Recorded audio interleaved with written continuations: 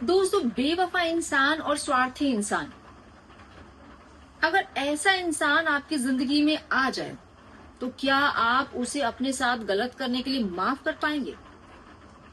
अगर किसी ने आपके भरोसे का खून किया हो, अपने स्वार्थ को आपके इमोशन से इस रिश्ते से ऊपर रखा हो, तो क्या आप उस इंसान को भूल पाएंगे?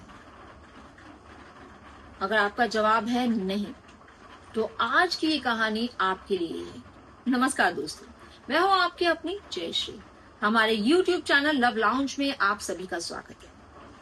आज मैं कहानी लेकर आई हूं राज और नंदिनी की। राज और नंदिनी पिछले 6 साल से एक दूसरे को जानते थे। एक वो लंबा पीरियड जब उन्होंने स्कूल से लेके कॉलेज और कॉलेज के बाद जॉब में कदम रखा था। एक लंबा पीरियड जब दोनों एक दूसरे पर अंधा ट्रस्ट करते थे। लेकिन फिर इस ट्रस्ट को किसकी नजर लगी? राज बदल गया या फिर नंदिनी की नीयत में खोट आ गई? क्योंकि जो रिश्ता टूटने के लिए बना ही नहीं था, जिस रिश्ते को फैमिली की भी हाँ थी, जो रिश्ता एकदम मेड फॉर ईच अदर लग रहा था, वो रिश्ता टूट कैसे गया?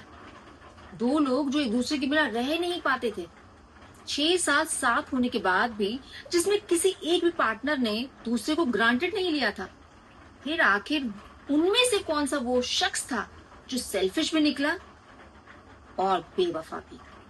राज और नंदिनी दोनों परफेक्ट कपल थे, लेकिन नंदिनी को समय के साथ साथ ऐसा महसूस होने लगा कि राज उतना एम्बिशियस नहीं है। राज के साथ आगे का जीवन आसान तो हो सकता है, लेकिन लग्जरी से भरपूर नहीं हो सकता।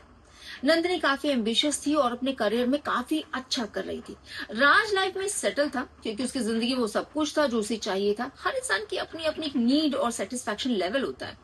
धीरे धीरे नंदिनी को लगने लगा कि राज के साथ उसे प्यार तो मिलेगा, लेकिन वो कंफर्ट, वो लैविश लाइफ वो कभी अफोर्ड नहीं कर पाएगी।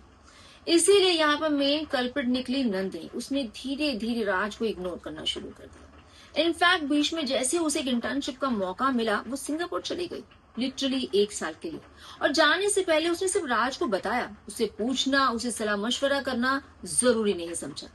नंदिनी की ये हरकत राज को बहुत बुरी लगी, लेकिन वो ये समझकर टाल गया कि ठीक है, शी इज ओके और वो लाइफ में कुछ अच्छा कर रही है तो जाने दो। क्योंकि उसे एक पल भी ऐसा ख्याल नहीं आया कि 6 साल के रिश्ते को नंदिनी अब ताक पर रख रही है। नंदिनी ने धीरे धीरे कॉल्स कम कर दी, बात कम होने लगी। इनफैक्ट नंदिनी अब अपने जीवन में कुछ नए प्रोस्पेक्ट्स को देखना शुरू कर रही थी, लेकिन इसकी भनक राज को नहीं लगी।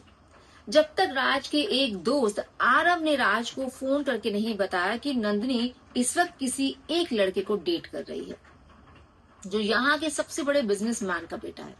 ये सुनकर एक पल तो राज को यकीन नहीं हुआ, लेकिन दूसरे ही पल उन पिक्चर्स ने उसके भरोसे को चकनाचूर कर दिया, जिन पिक्चर में वो उस लड़के के साथ काफी कोजी पोजेस में दिखाई दे रही थी। अब राज के पास कोई भी ऐसी चीज नहीं थी जिसको वो दरकिनार कर सके। उसने नंदिनी से मिलने का फैसला किया और फिर वो फ्लाइट करके सीधा सिंगापुर पहुंच गया। उसको अचानक ऐसे आया देखकर नंदिनी सरप्राइज हो गई। उसने पूछा, तुम्हें आना था तो बताना चाहिए था। तब राज ने कहा कि तुम्हें जिंदगी से जाना था तो क्या तुम्हें बताना नहीं चाहिए था? नंदिनी ये सुनकर शॉक हो गई, लेकिन अगले ही पल वो समझ गई कि अब उसका भांडा फूट चुका है।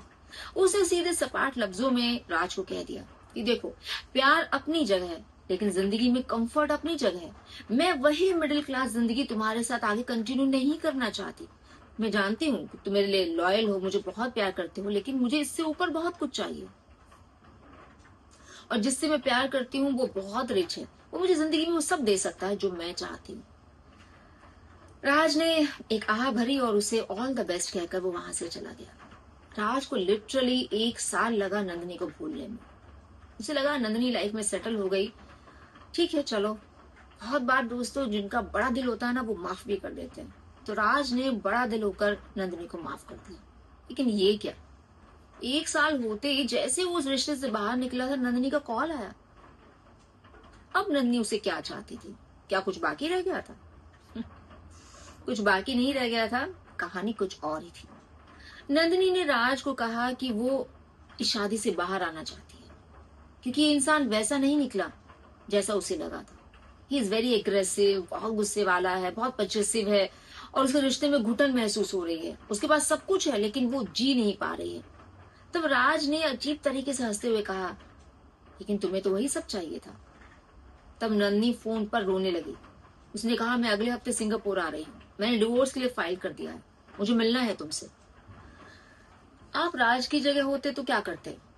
मना कर देते? मिल लेते? अगर आपका जवाब मिल लेते तो राज ने भी वही किया, वो नंदिनी से मिला। नंदिनी के लिए ये मुलाकात एक नई रिश्ते की शुरुआत जैसे दिख रहा था, एक राहत। लेकिन राज के दिमाग में क्या चल रहा था?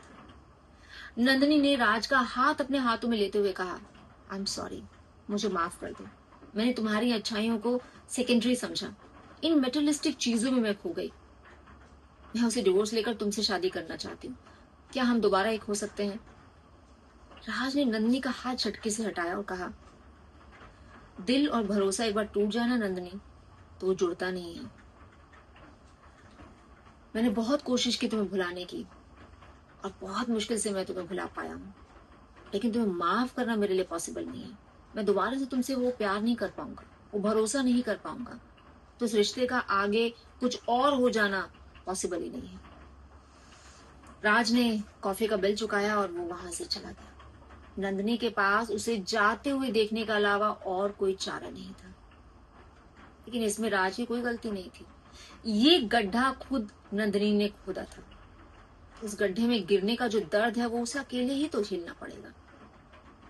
हमारी जिंदगी में भी बहुत बार राज होते हैं और बहुत बार नंदिनी भी हमारी जिंदगी में आ जाती है। हमें इंसान को परखने की जरूरत है दोस्तों, लेकिन फिर भी कोई इंसान कब बदल जाए क्या कहा जा सकता है। खैर, कुछ रिश्ते बनने के लिए ही होते हैं और कुछ रिश्ते बनने के बावजूद भी बिछड़ने के लिए ही बने होते हैं। आई एम श्योर आज की ये प्रेम कहानी आपको अच्छी लगी होगी, तो जल्दी से वीडियो को लाइक और चैनल को सब्सक्राइब कर लीजिए। Bye bye.